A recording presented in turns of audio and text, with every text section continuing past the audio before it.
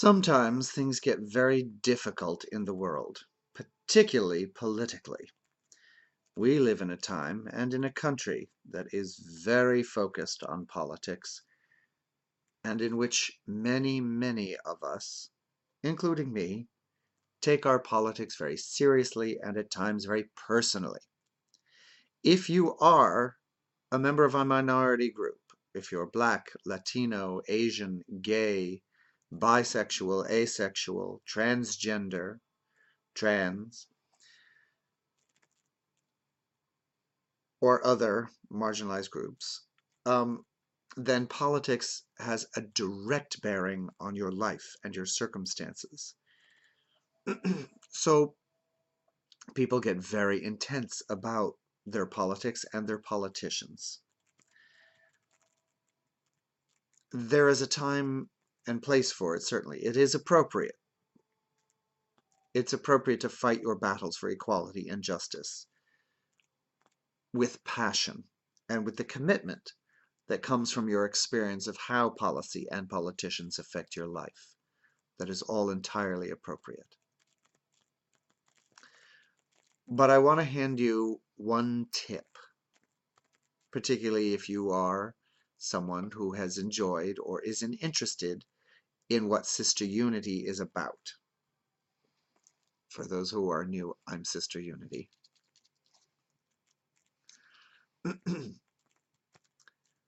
When you pick up a commitment to fight the battles for equality, for justice, for fairness, for clean politics, for a clean planet, whatever your cause, try using laughter. Try attacking the problem instead of head on with the passion of your anger. Try walking up next to whatever you're working on or whomever you're opposing and laugh, or reveal what is funny about them, about the situation. Laughter does some amazing things. It shows, if you're laughing, it shows that you are not brought down by the arguments, by the vilifications, by the demeanings of those who oppose who and what you are, or oppose the policies that you are for. Laughing exhibits confidence. It is how you go high when they go low, because it shows that you're above the fray. There was a sociologist who produced a study about where laughter comes from and what laughter is really about. And they discovered that laughter, the common denominator in all human cultures, laughter is really about a signifier that you are okay, that you are not that which is being laughed at or about. And I thought about this because it seemed a little bit odd. How does laughing mean I'm okay, like if I go to a comedy club? Well, comedians have long known that humor is based in pain. But I began to think, and I couldn't find an instance in which a piece of humor or something that I would laugh at was not based somehow on a question of being all right. The classic example is a little old lady slips on a banana peel and someone laughs. That didn't happen to me. I'm okay. And then a physical, behavioral, if you will, intuitive, animalistic signifier. I'm okay. In Friends, or Everybody Loves Raymond, or The Big Bang, any sitcom, someone gets in a situation, don't they, where something embarrassing or humiliating, or someone gets a laugh on someone else's character. I'm okay. I'm not that person who was just put in a position of less than or humiliated. Not flamboyantly humiliated, but they were the butt of a joke, a character joke. Or someone looks silly. Lucille Ball. when Lucy, and Ethel are making the candies, and they have to dip the candies in the chocolate, and they're going by too fast, and there's too many of them, and they're stuffing them in their mouths. It's funny. They're in peril. The basis of what's going on is they're in peril. They look silly. And we laugh at their looking silly because that's not us. We're safe. We're okay. We're over here.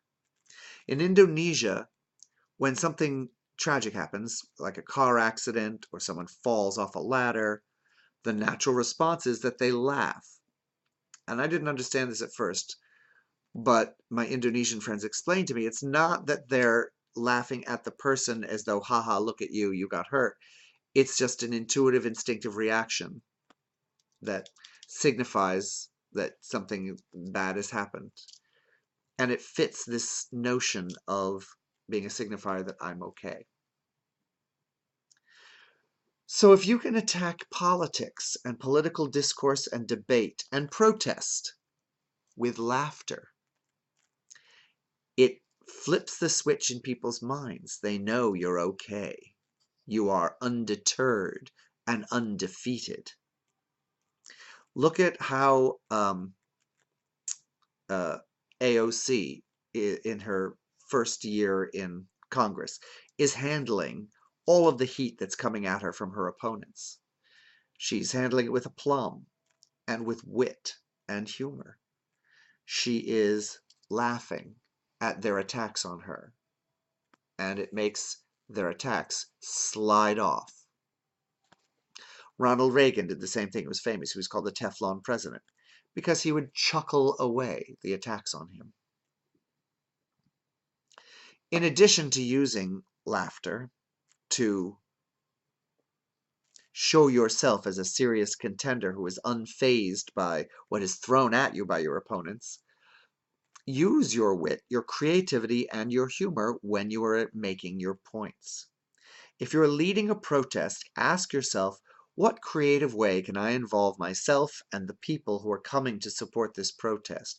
What creative thing, what creative expression, what creative manifestation can we use that busts the question open and puts it foremost in the public's mind, that maybe garners media attention? How flamboyant can you be in a way that will draw attention to the issue? The sisters' stock in trade is this. The sisters' stock in trade is shock shtick. You say that 10 times fast on video. I want to see the video. The sisters' stock in trade is shock shtick. We use flamboyance. Sometimes it's a funny face, sometimes it's a glamorous face, sometimes it's an odd face. Look, I have squiggles. But we use this flamboyance to get attention, because when people are looking at us and marveling at this weirdness, then we can give them the message. The vehicle carries the message to their ears. So what creative way can you use? How can you manifest? What activity can you do? Do you perform? Do you dance? Do you have a piece of visual art? How do you arrest people's attention and hold it in order to convince them of your argument, or show them your point, or have them consider your data or your philosophy? What is your way? Mine is dressing up like a drag nun, a sort of fantastical, shamanistic clown. What is your way? What makes your heart beat faster with excitement when you think, oh my God, can I get away with this? Oh, I bet I could do if I could do this and I could do that. I could do, oh my God, it'd be so much fun. What makes you excited that way? Try using that in your political discourse. At the very least, it will come from the you of you and have your strength and your commitment and your heart behind it. And that goes a long way towards making a good point, especially in activism and in political discourse.